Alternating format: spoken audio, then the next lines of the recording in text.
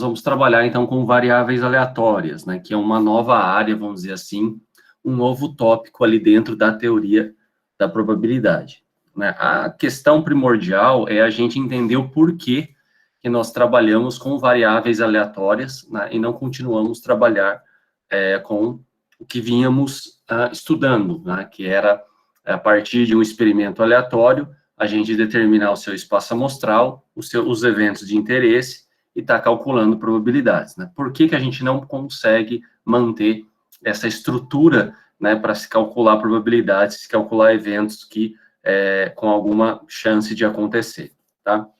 Então, para iniciar, vamos pensar num primeiro exemplo, tá? Então, em muitos experimentos, né, o que que a gente observa? Que é útil a gente trabalhar com uma variável, né, que a gente vai chamar de variável aleatória, mas, na verdade, a gente já conversou sobre essa variável quando a gente estudou lá em estatística descritiva, né, quando a gente definiu as variáveis, né, quantitativa discreta, quantitativa contínua, né, aquilo já era variáveis aleatórias, só não estava definida, não estava bem definida nesses termos, né. Então, em muitos experimentos, a gente tenta trabalhar com uma variável que a gente poderia chamar, grosso modo, de variável resumo, né, ao invés de trabalhar com toda a estrutura original de probabilidade. Entendam aí, estrutura de probabilidade original, né, essa sequência de você determinar o experimento aleatório, né, depois determinar o espaço amostral, os eventos de interesse, e aí sim realizar o cálculo de probabilidade, né, tudo isso, claro, pensando na probabilidade como uma função, baseado naqueles axiomas de Kolmogorov que a gente acabou estudando, né, um bom tempo atrás, tá? Mas vamos pensar num exemplo, pessoal. Por que que a gente não consegue, né, ou nós ficamos limitados de trabalhar dessa maneira, né? Então, imagina que numa pesquisa de opinião, a gente decide perguntar aí para 50 pessoas se elas concordam ou discordam sobre um determinado assunto. Então, nesse momento, nós não queremos entender o porquê que a pessoa concorda ou discorda, mas simplesmente, né, a opinião dela. Então, a gente tem duas situações aí para cada uma dessas pessoas. Essas pessoas, ou elas vão concordar, que a gente vai chamar de 1, né, ou elas vão discordar, nós vamos chamar de 0, para ficar mais fácil, né, para computar esses dados aí, tá?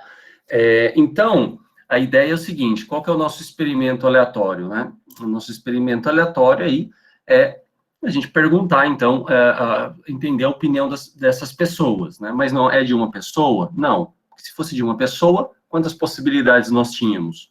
2. Ou ela vai concordar, ou ela vai discordar, mas são de 50 pessoas. Então, qual é o tamanho do nosso espaço amostral? Observem que é um espaço amostral gigantesco, tá? Imagina o seguinte: imagina que ao invés de pessoas, a gente estaria trabalhando com moedas, né? Uma moeda, ela pode ser cara e coroa, também tem duas possibilidades, tá? Se eu estou trabalhando com uma moeda, nós temos o nosso espaço amostral é somente 2 elementos, cara ou coroa. Se eu estou trabalhando com duas moedas, o nosso espaço amostral se torna de tamanho igual a 4, lembra? Essa aí, cara e cara, cara, coroa, coroa, cara e coroa, coroa. Se eu estou trabalhando com 3 moedas, isso já me dá 8 elementos, né? Que é nada mais, nada menos que 2 elevado ao cubo, né? Que seria cara, cara, cara, né? Cara, coroa, cara, e assim vai, a gente vai definindo. Agora, imagina que a gente está trabalhando com 50 moedas, né? É só fazendo uma analogia. Então, é gigantesco o nosso espaço amostral. Então, a gente pode observar que o espaço amostral de um experimento desse, né, ou seja, todos os elementos possíveis, né, de 50 pessoas concordarem ou discordarem de uma possível opinião, é nada mais, nada menos do que 2 elevado a 50, né? Ou seja, se quando nós tínhamos duas moedas, né, vamos pensar lá nas moedas, quando nós tínhamos duas moedas, cada elemento do espaço amostral era o quê? Era um par, né, que era cara ou coroa. Quando nós tínhamos 3 moedas, cada elemento do espaço amostral é o quê? Era um trio, né? Poderia ser cara, cara e cara, ou coroa, coroa e coroa. Se eu tenho 50 pessoas, cada elemento do espaço amostral é o quê? é um elemento que tem tamanho 50, né? Porque pode ser que a primeira pessoa concorde, né? Vamos supor, todas as pessoas concordem, então eu tenho 50 pessoas que concordam com a minha afirmação. Logo, eu vou ter o quê? Eu vou ter, então, isso é um resultado, todas concordam, mas pode ser que a primeira discorde e todas as outras concordem, e assim sucessivamente, né? Então, nós acabamos ter aí 2 elevado a 50, ou seja, isso aqui está na casa de 4 trilhão de resultados. Né? São todos os resultados possíveis de 50 pessoas concordarem ou discordarem de uma certa opinião. Vejam, pessoal, 50 pessoas somente. Tá?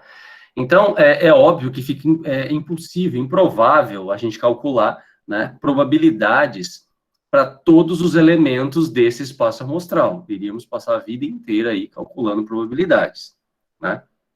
Então, a ideia é justamente a gente tentar criar uma variável, né, que a gente vai estar pensando, a grosso modo, uma variável resumo.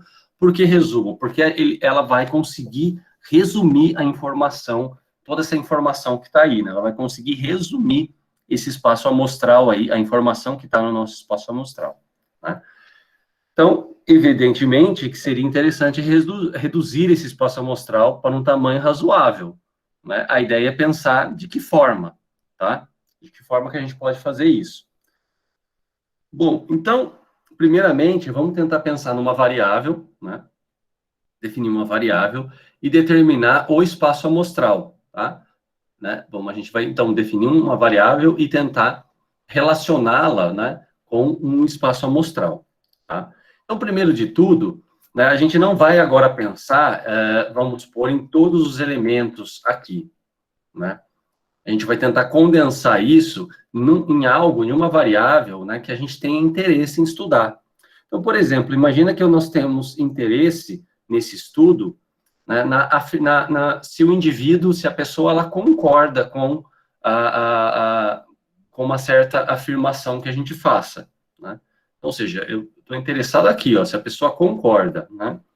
Então, eu vou chamar essa variável x, tá, que vai ser minha variável aí, resumo, né, como o número de pessoas que concordam com a afirmação que está sendo feita para elas, né? E a partir disso, a gente vai tentar relacionar, então, o número de pessoas, né, que concordam com a afirmação, que é a minha variável x, com o espaço amostral que nós temos, né, que são todos os possíveis resultados aí do experimento aleatório, né, que é nada mais, nada menos, perguntar para 50 pessoas se elas concordam ou discordam de uma certa afirmação, tá? Então, qual é a relação, né? A ideia é tentar compreender qual que é a relação entre o espaço amostral ômega e essa variável x, tá? Então, se a gente descrever o espaço amostral, né? Claro que a gente não vai escrever 2 elevado a 50 elementos, né? Mas nós vamos aí tentar descrever, então, algo aproximado ali, só para a gente ter uma ideia, né, de qual que pode ser a relação de ômega com x, né? Então, observe o seguinte, pessoal, o espaço amostral, ele está determinado aqui, ó, nesse conjunto de elementos, ó, nesse conjunto de elementos aqui, tá? Então, olha só, cada elemento do meu espaço amostral é composto aqui, né, por 50 respostas, né, porque eu tenho 50 pessoas, tá? Então, por exemplo, nesse caso aqui, eu tenho 50 pessoas que disseram não concordar, né, porque lembra, o 0 significa a pessoa discordar ou não concordar da afirmação. Então, aqui, ó, 50 pessoas não concordaram. É possível? É. É provável? Talvez não, mas é possível. Então, a gente tem que computar, né? Já esse outro elemento do espaço amostral, ó, uma pessoa concordou, mas as outras 49, tá, discordaram, né? Uma pessoa concordou e as outras 49 discordaram. Já nessa outra caso, uma pessoa concordou, mas não foi a primeira, foi a segunda, né? Então, ou seja, eu posso estar invertendo, né? Ou seja, pode ser que uma única pessoa concorde das 50, mas não necessariamente seja a primeira pessoa, pode ser a segunda, pode ser a terceira, pode ser a quarta, a quinta. Eu tenho 50 pessoas que eu estou entrevistando, né? Então, pode ser que lá a 48ª vai concordar. Então, é por isso que eu escrevi essa daqui, né? Ou seja, a ordem, ela vai importar, ela vai me dar outro valor ali, né? Outro elemento do meu espaço amostral, se eu estou querendo computar todas as possibilidades, né? E, por fim, se a gente for... Os 3 pontinhos aqui é longo, né, pessoal? Porque tem aí na casa de 4 trilhões de elementos, né? Quer dizer, seria 1 vezes 10 elevado aí a 16, por aí, se eu não me engano, tá? E, por fim, a gente tem o quê? Que todas as pessoas concordam, né? Claro, se a gente for continuar aqui, a gente vai chegar um momento que vai ter uma porção de elementos aqui, né? Vai ter 50 elementos aqui em que uma única pessoa concorde, depois vai ter outros 50 elementos que 2 pessoas concordem, vários 50 elementos que 3 pessoas concordem, né? Fazendo as combinações, até a gente chegar nessa opção, que é o último elemento. Ó. O último elemento é o quê? Todas as pessoas vão concordar, né? E esse aqui ocorre uma única vez, né? Assim como esse aqui, né? Ocorre uma única vez, tá? Então, olha, 50 pessoas concordam, tá? Então, esse daqui é o nosso espaço amostral. É isso que eu tentei escrever para vocês, tá? É essa analogia que eu estava fazendo no início da aula, né? Se a gente tem lá uma moeda, então, se nós temos lá, por exemplo, 2 pessoas, quer dizer que eu vou ter, cada elemento do espaço amostral é um par, né? Que ela pode concordar ou discordar. Se eu tenho 3 pessoas, cada elemento do espaço amostral é um trio, né? Cada uma delas pode concordar ou discordar e tem as outras possibilidades. Se eu tenho 50 pessoas, cada elemento do espaço amostral é formado por 50 respostas, né? São as respostas se essas 50 pessoas concordam ou discordam da afirmação, tá? Então, agora a gente vai tentar relacionar esse espaço amostral com a variável x. Quem é essa variável x? A variável x é algo que a gente determinou. Então, é algo do nosso interesse. O nosso interesse, tá? Vamos supor que seja o número de pessoas que concordam com a afirmação, tá? Ou seja, são o número de pessoas que disseram, né, que concordam. Ou seja, nos nossos dados, é o número de pessoas aí que for aparecer dentro de cada elemento do espaço amostral, né, com essa letra, com esse número 1 aqui, tá? Então, ou seja, dentro desses 50 valores aqui, qual é o número de pessoas que concordam? Nenhuma, né? 0. Porque todas elas discordam aqui dentro, ó. Então, por isso que eu passei essa flecha para cá, né? Todas discordam. Nesse segundo elemento do espaço amostral, quantas pessoas concordam? Somente uma, tá? As outras 49 discordam. Então, tá aqui a flecha. Porém, nesse outro elemento do espaço amostral, quantas pessoas concordam? Também uma. A única diferença aqui é a ordem, tá? Mas quando a gente pensa em quantas pessoas concordam para esse elemento do espaço amostral, também é uma, né? Então, observem que esses 3 pontinhos aqui, vários elementos vão, né, convergir aqui para esse número 1, tá? E assim a gente vai fazendo, tá? Então, nesse sentido, aqui poderia ter 3 pontinhos, né? O que a gente observa? Que o último elemento do espaço amostral, quantas pessoas concordam com a minha afirmação? Ora, as 50 pessoas, todas as pessoas, né, que no caso é 50, concordam. Então, por isso que está esse valor aqui, 50. Né? Ou seja, então, o que nós temos? Né? Nós temos, então, o que a gente pode observar? Ó, que se contarmos, então, em cada uma dessas 2 elevado a 50 sequências de tamanho 50, né, cada uma dessas, o número de pessoas que concordam, nós vamos ter, então, essa quantidade que está aqui. Ao invés de estar trabalhando com toda essa quantidade de elementos que está dentro do espaço amostral, que é aí na casa de 4 trilhão de elementos, nós estamos trabalhando com aproximadamente aí 50, 51 elementos só, não é? Porque esse espaço, toda a informação de X, né, todos esses valores de X aqui, estão condensados, né, na informação do espaço amostral, tá? Então, a variável X, ela resume de certa forma, né? Por isso que ela é, a grosso modo, uma variável resume. Assim a gente consegue obter uma redução aí do espaço, né, amostral que a gente está trabalhando. Ao invés de trabalhar com todos esses valores, né, por exemplo, ao invés da gente calcular as probabilidades para cada um desses elementos, a gente vai calcular as probabilidades para cada um desses valores observados da variável. Então, por exemplo, qual é a probabilidade do número de pessoas que concordam com a afirmação ser igual a 10? Né? Ou seja, é quando a variável x observar o valor 10 aqui dentro. Né? Mas o que é, qual é a natureza dessa variável aleatória, pessoal? Olha só, veja só o que está acontecendo nesse desenho aqui.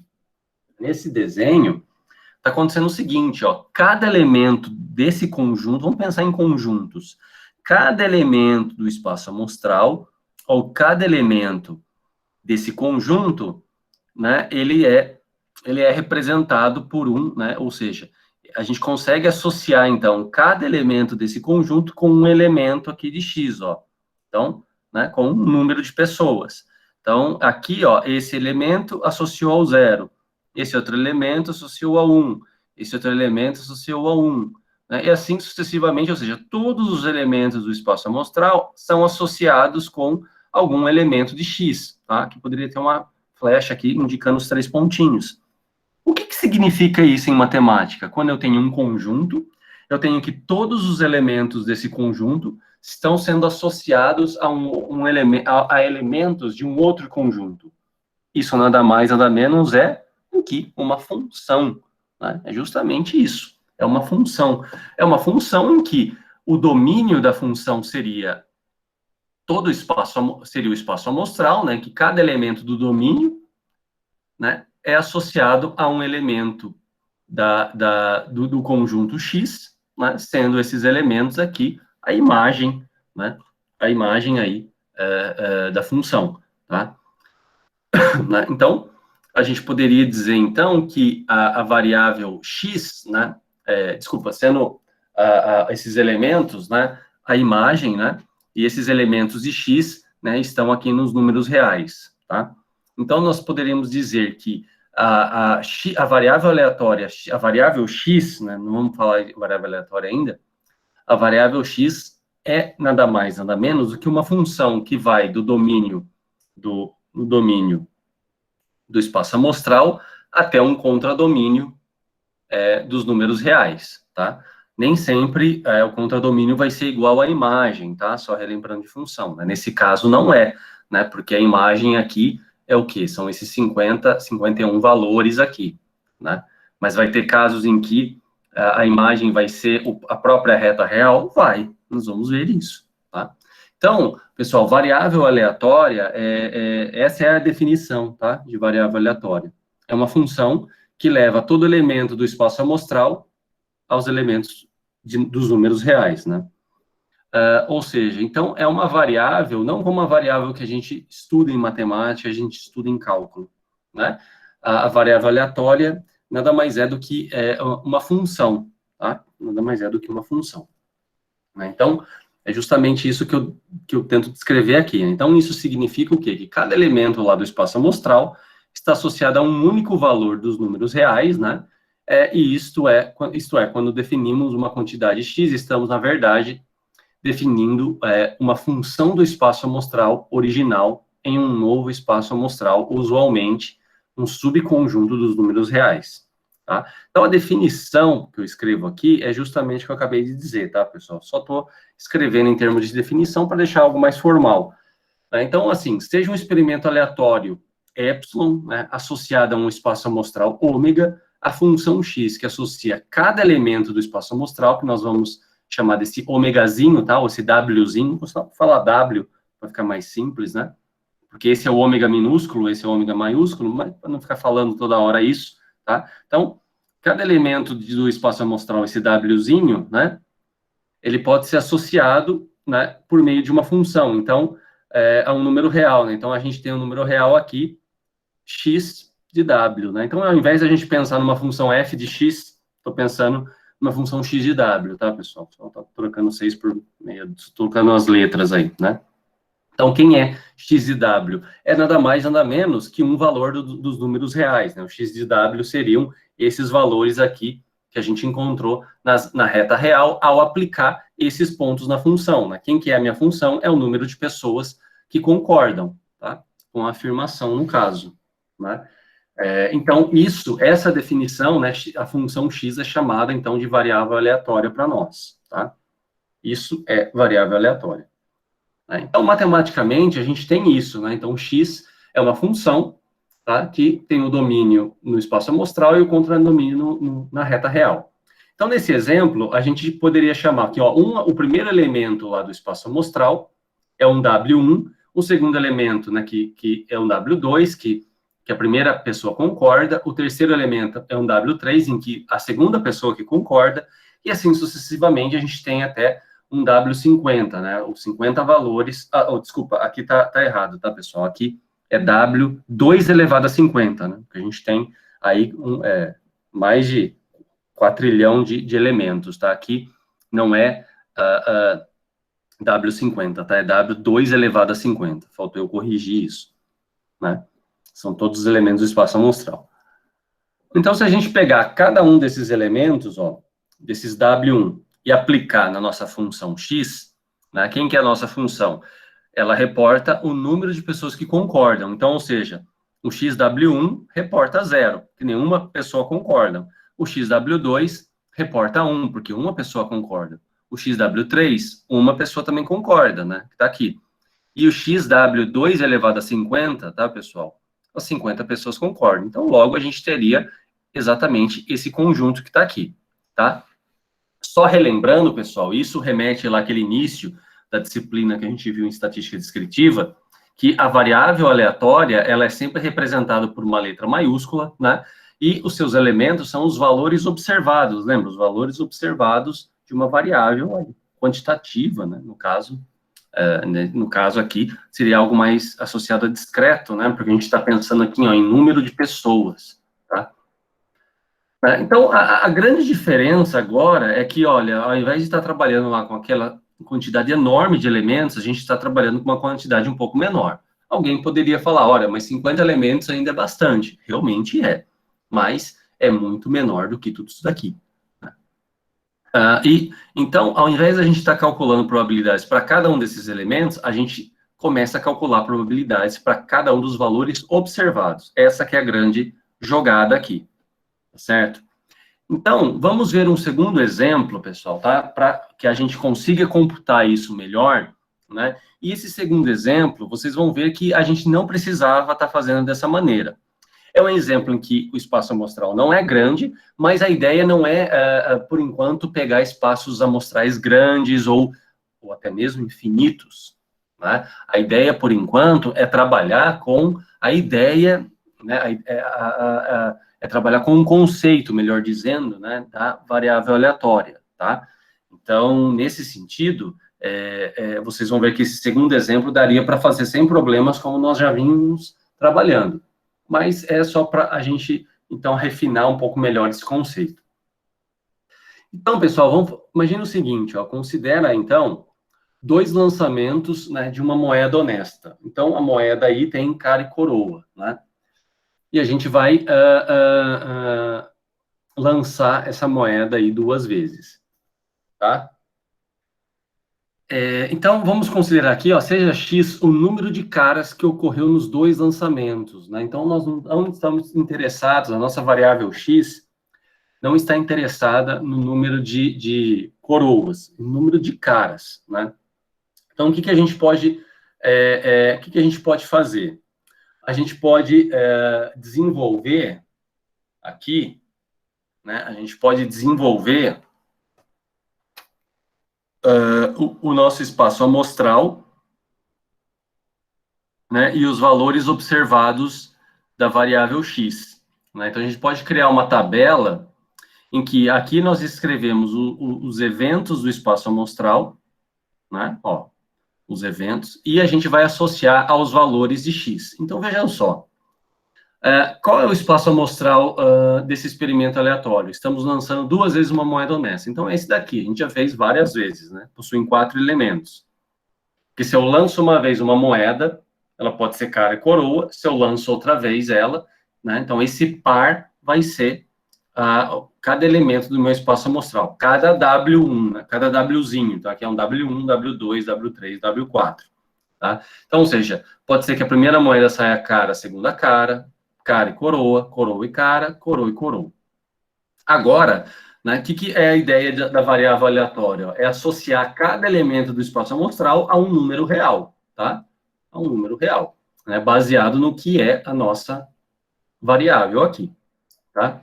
Bom, então, o que a gente tem, então? Quem é a nossa variável aleatória? É o número de caras, né? É uma contagem. Então, ou seja, quantas caras saiu, saiu quando foi lançada a moeda, né? Para esse elemento do espaço amostral, saiu 2 caras. Então, escrevi aqui, 2. Quantas caras saiu para esse elemento? Uma única cara, que foi a primeira moeda, 1. Quantas caras saiu para esse segundo evento? Né, esse segundo elemento do espaço amostral, 1 também, né? Só que foi a segunda moeda. Então, eu marco 1 aqui. E para esse último, quantas caras acabou saindo no lançamento? Nenhuma, porque a primeira deu coroa, a segunda deu coroa. Então, o que nós temos aqui? Ó? 0. Né? Então, assim, a partir desse esquema, né, em que a gente tenta associar, então, realmente, quem são, né, ou seja, construir a nossa função, né, que é a nossa variável aleatória. Os elementos, nós temos, então, os elementos, então, do espaço amostral associando a um valor real, né, a um valor da nossa, quem que são os valores observados da nossa variável x, né? Então, o que a gente pode observar, então? Que x assume esses 3 valores somente, né? 0, 1 e 2. É claro que 1 aparece mais do que uma vez. O que vai acontecer? A probabilidade disso, né, que vai ser um pouco diferente, tá? Né? Mas a gente consegue associar isso, né? A gente pode associar, então, que a nossa variável x possui somente 3 valores observados. Tá certo? Então, assumindo, o que a gente pode assumir, então, né?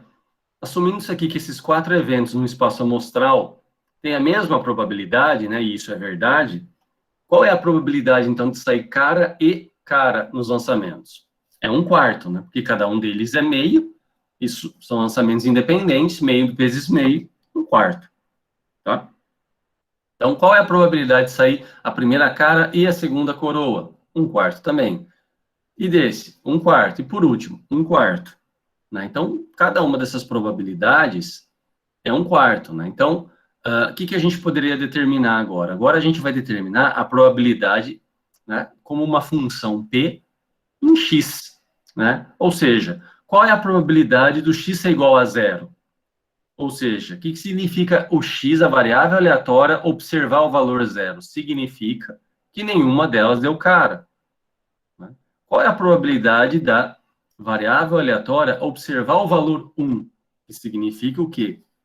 Que uma das moedas saiu cara, né? Ou seja, tá aqui, ó, uma das moedas saiu cara.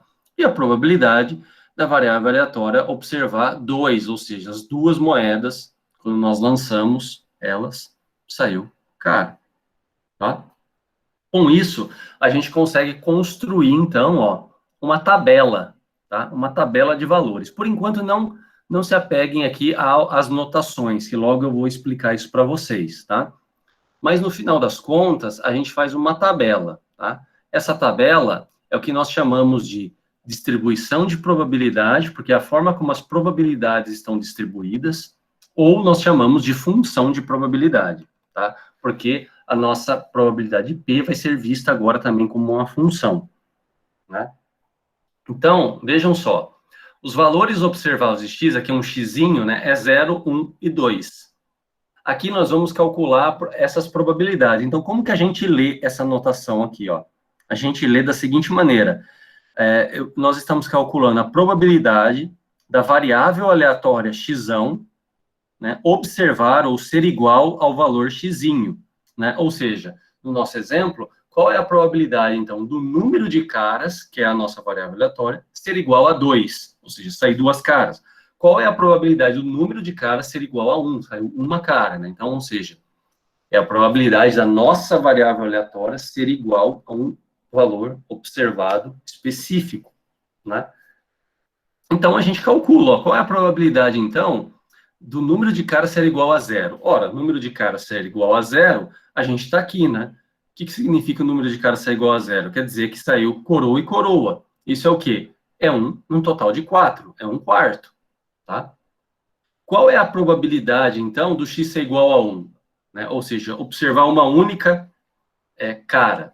É 1/4? Não, porque tem duas possibilidades, né? Pode ser que seja essa situação, ou pode ser que seja essa situação, né? Observa que essa situação exclui essa, né? Porque se sair primeiro cara aqui, já está excluindo esse evento, né? Esse elemento. Então, ou é essa, ou é essa. Então, é 2 num total de 4, que é meio. Né? E qual é a probabilidade, então, do x ser igual a 2? Ou seja, as duas, né? Que significa x ser igual a 2? Significa que as duas moedas, quando nós lançamos elas, né, saiu coroa, ou seja, então é 1 no total de 4, tá? Ou esse, né, nós já tínhamos calculado essa probabilidade. Então, é 1/4, tá? Então, observem que essa tabela que é o que a gente vai estar querendo buscar, querendo determinar. Tá? Então, aqui a gente consegue determinar quais são os valores observados da variável x associados com as suas respectivas probabilidades. Tá? Então, em probabilidade, a gente diz que a função que associa todo elemento do espaço amostral é a variável aleatória, né? Então, a gente está interessado na como está a distribuição das probabilidades da variável aleatória. Tá? Então, é isso que será, né, o objetivo do nosso estudo aqui daqui para frente. Né? A gente vai, na grande maioria das vezes, estar estudando, então, dessa maneira isso, está buscando esse quadro, está buscando essas distribuições de probabilidades, tá? Bom, então agora aqui, né, vamos tentar definir algumas coisas aí para a gente poder estar trabalhando. Então a gente diz, né, pessoal, que o que a gente vai chamar lá na frente de modelos de probabilidade, né, esses modelos de probabilidade tentam descrever, então, na verdade, qual é o comportamento dessas variáveis aleatórias. Né? Então, é por isso que a gente precisa entender quem são essas variáveis aleatórias e quais são os seus comportamentos em termos de probabilidades. Né? E, nesse caso, a gente vai ter duas situações. Né? Então, existem dois tipos de variáveis aleatórias. As variáveis aleatórias discretas, que é a mesma ideia, né? Ao invés de a gente estar chamando de variáveis quantitativas discretas, a gente está chamando agora de variáveis aleatórias discretas. Né? São aquelas que assumem, então, valores num conjunto enumerável, ou seja, são aquelas que nós já sabíamos, né? São aquelas que retornam valores observados num processo de contagem, né? Seja esse conjunto finito ou infinito. E as variáveis aleatórias contínuas aquelas que a gente já tinha, nós já tínhamos estudado, né? Que remetem às quantitativas contínuas, que assumem valores num conjunto não enumerável, ou seja, num conjunto não contável, consequentemente, num subconjunto dos reais no intervalo da reta real. Tá? Então, esses são os dois tipos de variáveis aleatórias que nós vamos tratar aqui nessa disciplina. Né? E é justamente essa ideia aí da definição 2. E a partir disso, nós temos aqui, tá? Nós temos vários exemplos, né? Exemplos, muitas vezes, que nós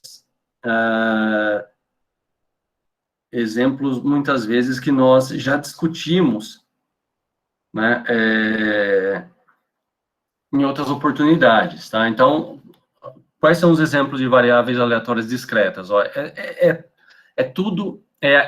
são elementos, né, são valores observados que estão associados a algum tipo de contagem, né? Um processo de contagem que a gente conta. Então, por exemplo, número de arranhões numa certa superfície.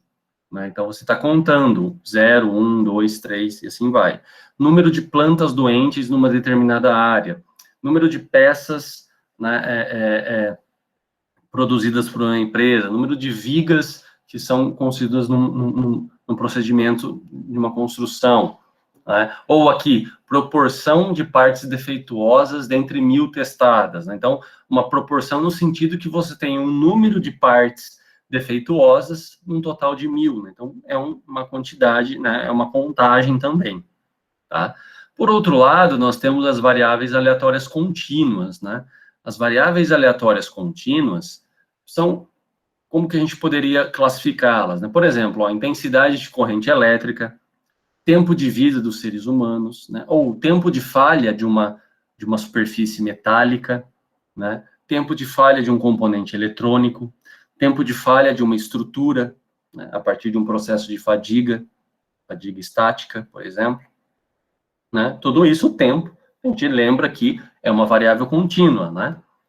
Que mais? Medidas como altura, volume, temperatura, pressão, né? Tudo isso está associado a variáveis contínuas, né? Então, ou, no caso, variáveis aleatórias contínuas. É claro que, em alguns casos, né, nas discretas, em geral, a variável aleatória vai assumir o quê? Valores, o espaço amostral será, o domínio será o espaço amostral e o contradomínio, e a imagem, né, vamos dizer assim, a imagem da variável aqui, da função, será os números naturais, né? Em muitas outras variáveis contínuas, aqui será os reais positivos, né? Ou o próprio conjunto dos reais, tá? Mas de uma forma genérica, a gente escreve dessa maneira, tá? Que uma variável aleatória é uma função que leva valores do espaço amostral aos números reais. Aqui, pessoal, então, a gente tem uma descrição, né, um pouco, vamos ver aqui, a gente tem uma descrição, vou voltar. Agora sim, a gente tem uma definição melhor do que é uma variável aleatória discreta, tá? Então, o que é uma variável aleatória discreta, né? Bom, uma variável aleatória discreta agora a gente vai estar definindo isso, tá? Para poder estar trabalhando com esse tipo de variável, né? Então, a gente vai falar um pouco de variáveis aleatórias discretas, depois nós vamos falar sobre modelos probabilísticos associados a essas variáveis, e depois as contínuas, né? E aí sim que a gente encerra a teoria da probabilidade, antes de voltar para a parte da inferência estatística. Então, aí, seja x uma variável aleatória, né? Então, se a gente pensar, se o número de valores observados por x for finito ou infinito enumerável, né? Então, nós dizemos que x é uma variável aleatória discreta, né? Ou seja, se os valores que x retorna, né, a imagem, né, os valores observados de x foram um processo de contagem, então ela é uma variável discreta. Então, genericamente falando aí, né, x possui esses valores aqui, ó, x1, x2, x3, e assim vai embora, tá? Coloquei aí dizendo porque pode ser que tenha infinitos valores. Imagina o conjunto dos números naturais, possuem infinitos valores ali, tá? Em que cada um desses valores observados está associado lá à função, né? É um x de um W1. Né? Quem é esse W1? É um elemento do espaço amostral. Então, eu tomei um elemento do espaço amostral e apliquei uma função. Isso me retornou um valor observado da variável aleatória, tá? Então, aqui é simplesmente um processo de aplicar uma função em matemática, né? Em que o espaço amostral possui esses elementos, né? Um W1, W2, W3 e assim sucessivamente. Né? Agora, a partir desse ponto aqui, para cada um desses valores observados, é possível, né? Ou seja, cada possível resultado ou valor observado da variável x, quer dizer, um xi aqui, né? Que pertence, evidentemente, a esse conjunto, a gente pode associar uma função p, que é a minha função de probabilidade, tá? Que foi isso que a gente fez aqui, né? Ó, aqui, nós primeiro determinamos quem eram os valores de x, né? Da variável x. Então, era 0, 1 e 2, né? Então, aqui já foi uma aplicação de uma função, né? A nossa função era o número de caras. A partir disso, a gente aplicou, né, em cada valor observado, ó, 0, 1 e 2, nós aplicamos uma função que nós chamamos de uma função P, tá? Que é a função de probabilidade, para estar calculando, então, qual era a probabilidade de cada um desses valores observados acontecer, né? Então, essa que é a ideia aqui, né? Então, para cada um desses valores aqui, da variável x, nós aplicamos, então, uma função p, de tal forma, né, que a gente pode realizar a notação dessa maneira, ó. Ou um p de xi, né, xinho i, tá, que é o valor observado, ou a gente pode escrever dessa maneira, tá? A probabilidade, então, da variável aleatória x ser igual ao valor observado xinho i, né? Para todo i aí. Então, essa função p é o que nós denominamos de função de probabilidade de x. Tá? Então, nós sempre estaremos atrás buscando quem é a função de probabilidade de x, né?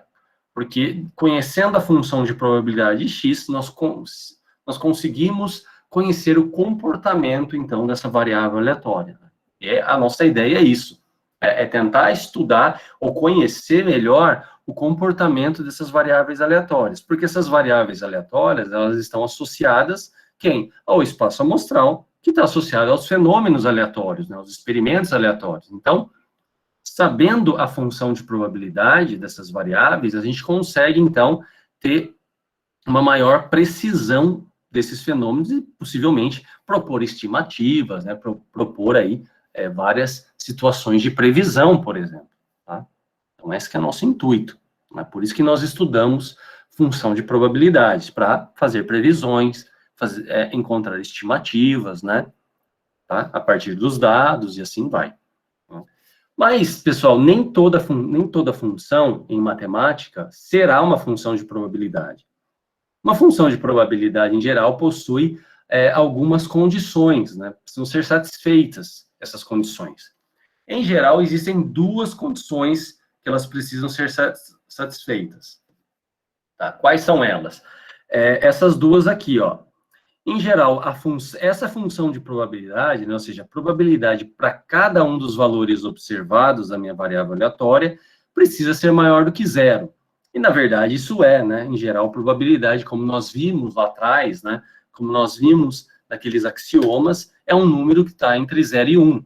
Então, ela é sempre um valor positivo. Não existe, né, não tem cabimento a gente estar considerando variáveis aleatórias, probabilidades como sendo valores negativos.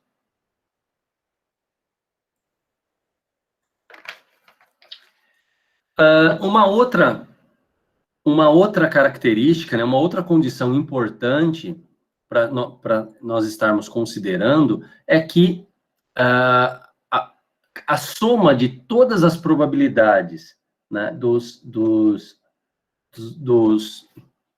a soma de todas das probabilidades, né, de cada uma dessas variáveis, de cada um desses valores observados, tem que ser igual a 1. Né? Isso é simples de observar, né? É simples de observar no exemplo e também, né, na prática. Né? A gente sempre pensa, olha, se a gente somar todas as probabilidades somadas, precisa dar ali, né, o 100%. Tá? De fato, verdade. Então, essas que são as condições. Vamos ver lá naquele exemplo como isso foi verdade, ó. Olha só, aqui nós temos a distribuição ou a função de probabilidade dessa variável x, que era o número de caras, né, que saíram, né, número de caras que ocorreu, né, nos dois lançamentos da moeda. Então, vejam, nós tínhamos 3 valores observados, 0, 1 e 2. Então, vejam bem, ó, para 0, né, a probabilidade de sair, de observar o valor 0, 1/4, de observar o valor 1/2, de observar o valor 2, 1/4. Observem que cada uma dessas probabilidades é maior que 0, então está satisfazendo essa condição, e cada uma dessas probabilidades é o quê? Se a gente pegar a soma delas, vai dar quanto? 1, né? 1/4 mais 1/4, meio, meio mais meio, 1. Né? Ou seja, então, satisfaz essas duas condições. Se essas duas condições são satisfeitas, isso significa que a função P aqui, que descreve as probabilidades dos valores observados dessa variável x, é uma função de probabilidade. Tá? Então, observa que nesse caso, a gente faz o quê? A gente aplica a função dentro de outra função, né? Porque uma variável aleatória já é uma função. Então, esses valores observados já são o quê? É a imagem de uma função, né? É a imagem, são os valores que compõem a imagem de uma função x, né? E depois nós pegamos esses valores e aplicamos dentro de uma outra função, né? Em que retornamos aqui 1/4, meio e 1/4, tá? No caso, essa função aqui, né, a função p, ela é uma função que tem como domínio os elementos, né, da variável aleatória x, então, ou seja, x, no caso, é o domínio dessa função p, e quem que é o contradomínio? É o intervalo 0, 1, né, porque a probabilidade pode estar entre 0 e 1, e nesse caso, o contradomínio é igual à imagem dessa função p. Tá? Eu não escrevi aqui, mas acredito que é fácil, intuitivamente, a gente está pensando nisso, né? Então, a variável x é uma variável aleatória, e depois nós, né, e os valores que x retornam será os valores que nós vamos aplicar, então, na função p, né? Então, a função p tem como domínio esse conjunto x, né, desses valores, e contradomínio o intervalo 0, 1, né, porque vai retornar, cada vez que a gente aplicar os valores observados de x nessa função p, vai me retornar um valor que está entre 0 e 1. Tá? Então, aí nós temos, né, essas duas condições aqui. Tá? Então, é isso que caracteriza variáveis aleatórias discretas. Né? Os seus valores observados são provenientes de um processo de contagem. Os valores observados aqui, a variável pode ter valores finitos ou infinitos, e também, quando nós aplicamos cada um desses possíveis resultados a uma função p, né, nós obtemos, então, uma função de probabilidade que possui essas duas condições aqui, né, que são duas condições natural aí, né, natural de se pensar que elas sejam válidas, né, tá? Ok, pessoal? Tá? Então, essa aqui é a ideia central aí. Então, vamos ver aí, vamos observar um exercício, né, um pouco mais detalhado, tá? É um exercício um pouco mais detalhado, né, para a gente estar fazendo, né, para a gente estar estudando, tá? Então, nesse exercício, tá, ele não vai ser tão direto quanto o outro, tá? E vocês vão observar o porquê. Esse exercício, então, ele diz o seguinte, ó, em um processo de fabricação, né, de semicondutores, né, então existe uma empresa lá, uma indústria, que vai produzir semicondutores. Né? Para isso, 3 pastilhas de um lote são testadas. Então, imagina que tem um lote lá, né, e as 3 pastilhas, né, um lote possui 3 pastilhas, e a gente vai, então, testar elas. Cada pastilha, né, no teste, ela vai ser classificada como 2 situações. Ou ela vai passar no teste, ou ela vai falhar. Não existe teste inconclusivo, tá? Ou a pastilha vai passar, ou ela vai falhar, né? Então, ou ela realmente é boa, ela pode ter algum defeito, e, de fato, esse defeito implicar na falha dela no teste. Agora, a diferença, pessoal, está no seguinte: suponha, então, que a probabilidade da pastilha passar no teste não vai ser igual à probabilidade da pastilha falhar no teste. Né? Então, a pastilha passar no teste é 0,8, ou seja, existe 80% de chance da pastilha, de um lote que a gente retirou, passar no teste. E, consequentemente, né, se tem 80% de chance dela passar, qual é a porcentagem aí? Qual é a chance dela falhar? Ora, é o complementar, 20%, né? Então, a probabilidade de passar no teste é 0,8, de falhar é 0,2, tá? E também, pessoal, observem que as pastilhas, elas são independentes, né? O que eu quero dizer com isso? O fato da primeira pastilha passar no teste não implica que a segunda vai passar ou falhar, né? Então, assim, uma independe da outra, né? Acho que faz sentido isso, né? A gente pensar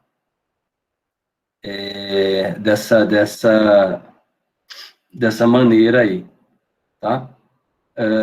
Beleza. Então, o que nós temos aí, né? A partir disso. O seguinte, agora a gente vai considerar, então, a variável aleatória de interesse é a nossa variável x, que é quem? É o número de pastilhas do lote, né, de um lote, que passa no teste. Então, nós estamos interessados nas pastilhas que passaram no teste, né? Tá? Nas pastilhas que passaram no teste. É isso que nós estamos interessados. E, a partir dessa variável aleatória, a ideia é determine qual é a função de probabilidade de x. Né? Então, qual é a função de probabilidade ou qual é a distribuição de probabilidade da variável aleatória x, que é o número de pastilhas de um lote que passa no teste. Tá? Então, bom, vejam bem, o que significa determinar a função de probabilidade de x? Significa encontrar esse quadro aqui. Esse quadro remete aos valores observados que a variável aleatória x, né, observa, e suas respectivas probabilidades. Nós temos que encontrar isso. Mas, para encontrar os valores observados de x, nós temos que associar, então, esses valores ao espaço amostral, né? Quer dizer, construir a função que representa a variável aleatória. Então, primeiro eu preciso observar quem é a minha, primeiro, quem é a minha variável aleatória x, né? O que ela está querendo, quem é ela, né? O que a gente está querendo trabalhar. Depois, a gente tem que observar quem que é o nosso experimento aleatório, que nesse caso, ó, é o lançamento de duas moedas honestas, né? O lançamento, dois lançamentos, né, no caso, de uma moeda honesta. E aí, está associando cada elemento do espaço amostral a um valor observado de x, tá? Cada elemento do espaço amostral a um valor observado de x. Cada um deles, e assim vai embora, tá? Então, pessoal, a ideia é que vocês tentem fazer isso, tá?